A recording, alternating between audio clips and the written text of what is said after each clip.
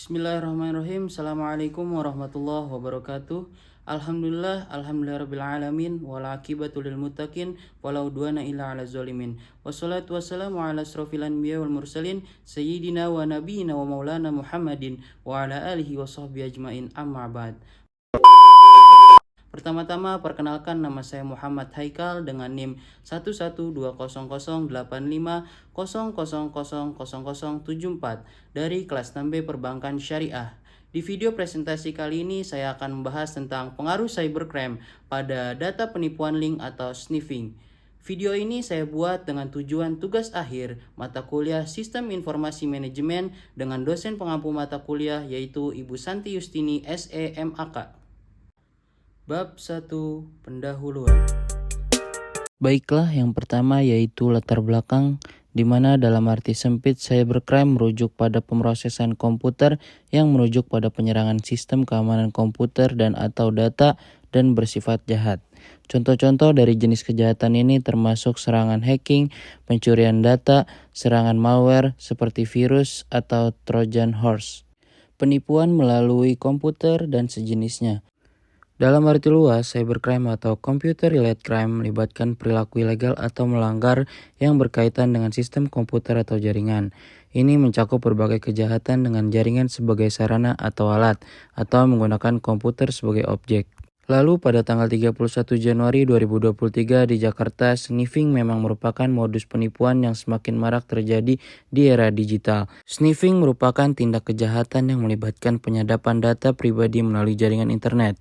Dalam modus penipuan sniffing, terdapat berbagai cara yang digunakan oleh pelaku. Salah satunya adalah modus foto pesanan paket, di mana penipu mengirim pesan kepada Anda yang berisi gambar dan mengaku sebagai kurir paket kepada calon korban. Pelaku cybercrime sering menggunakan teknik social engineering atau rekayasa sosial untuk menipu korban agar membuka link atau file yang berbahaya. Salah satu contohnya adalah dengan menyamar sebagai undangan pernikahan, di mana korban mungkin merasa tertarik dan membuka link tersebut. Link tersebut dapat mengarahkan korban ke situs web berbahaya atau mengunduh file. Lalu yang kedua yaitu rumusan masalah, di mana di sini ada 4. Yang pertama yaitu apa itu sniffing, yang kedua yaitu bagaimana peretas melakukan sniffing, lalu yang ketiga apa bahaya sniffing, dan yang terakhir bagaimana cara mencegah sniffing. Selanjutnya yaitu tujuan penelitian, di mana yang pertama yaitu untuk mengetahui pengertian sniffing, lalu yang kedua untuk mengetahui peretas melakukan sniffing, lalu yang ketiga untuk mengetahui bahaya sniffing, dan yang keempat yaitu untuk mengetahui cara mencegah sniffing. Selanjutnya yaitu manfaat penelitian, di mana yang pertama manfaat bagi mahasiswa. Penelitian ini dapat memberikan tambahan wawasan dan pengetahuan mengenai penggunaan ilmu teknologi dalam dunia perbankan atau lembaga keuangan lainnya.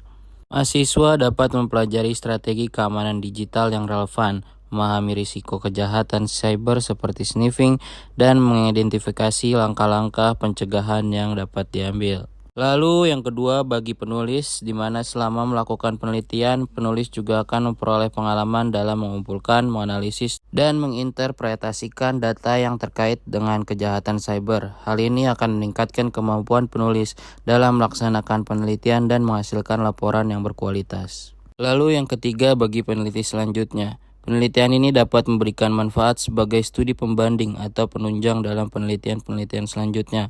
Sumber referensi yang ditemukan dapat menjadi acuan bagi peneliti lain yang tertarik untuk melanjutkan penelitian mengenai sniffing atau kejahatan cyber lainnya. Hal ini akan membantu memperluas pemahaman dan gambaran tentang isu-isu keamanan digital yang relevan.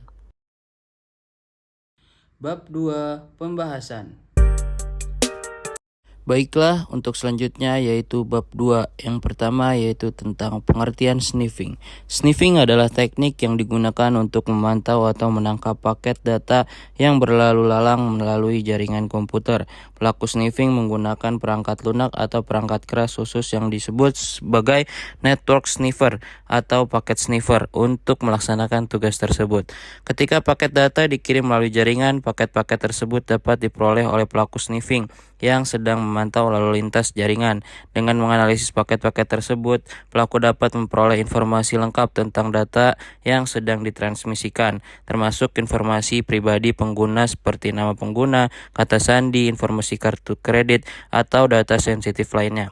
Pelaku sniffing menggunakan teknik dan perangkat tertentu untuk mengambil paket data yang dikirimkan melalui jaringan dengan tujuan untuk mendapatkan informasi yang terkandung dalam paket-paket tersebut.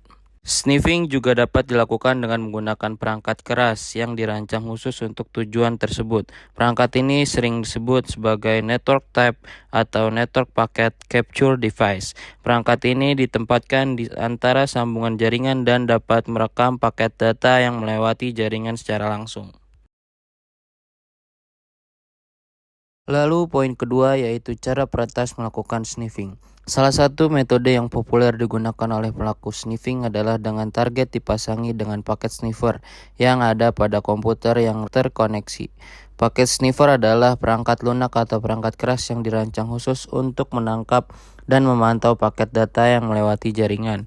Dengan memasang paket sniffer, komputer tersebut dapat berperan sebagai proksi atau titik tengah antara perangkat yang ditargetkan dan seluruh jaringan. Setiap paket data yang melewati jaringan akan ditangkap oleh paket sniffer dan bisa dianalisis oleh penyerang. Selain itu, metode lain yang sering digunakan adalah peracunan ARP, Address Resolution Protocol. Dalam serangan ARP positioning, penyerang memanipulasi tabel ARP pada perangkat di jaringan sehingga perangkat tersebut salah mengira bahwa menyerang adalah perangkat lain yang sebenarnya dituju. Dengan cara ini, menyerang dapat mencegat dan membaca semua lalu lintas yang melewati antara kedua perangkat yang terlibat, termasuk data sensitif yang dikirimkan.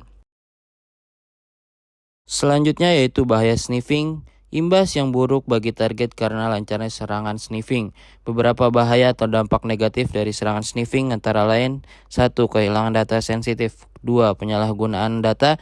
3. Kerugian finansial. 4. Paparan informasi rahasia. Lalu yang terakhir, kerusakan reputasi. Temuan yang dirilis oleh perusahaan perlindungan digital Acronis menyoroti beberapa jenis serangan digital yang signifikan.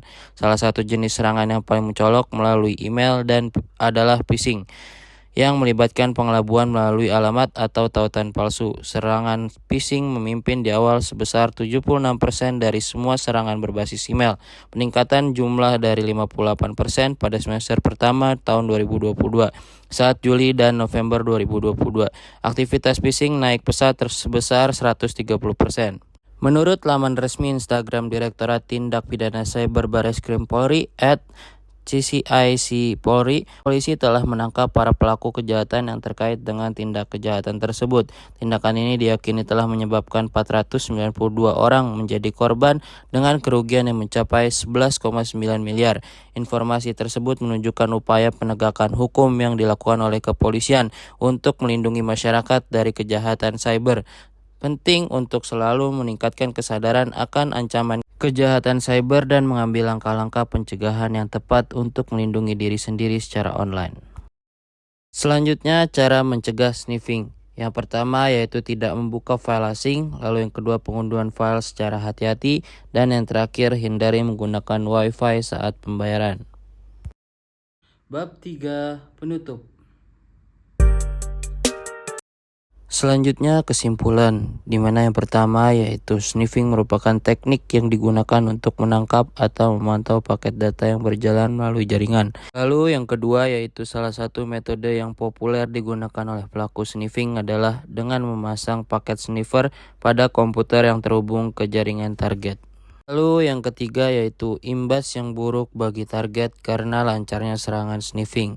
Dan yang terakhir, yang keempat, yaitu tetap waspada dan selalu perbarui pengetahuan tentang praktik keamanan digital yang terkini. Baiklah, selanjutnya saran, di mana kita penting untuk selalu berhati-hati dan waspada saat beroperasi online. Kejahatan cyber terus berkembang, jadi perlu untuk terus mengikuti perkembangan dan menerapkan langkah-langkah keamanan yang sesuai untuk melindungi diri sendiri dan informasi pribadi. Dan yang terakhir ini terdapat daftar pustaka, yang dimana ini ada beberapa sumber referensi yang telah digunakan sebagai acuan.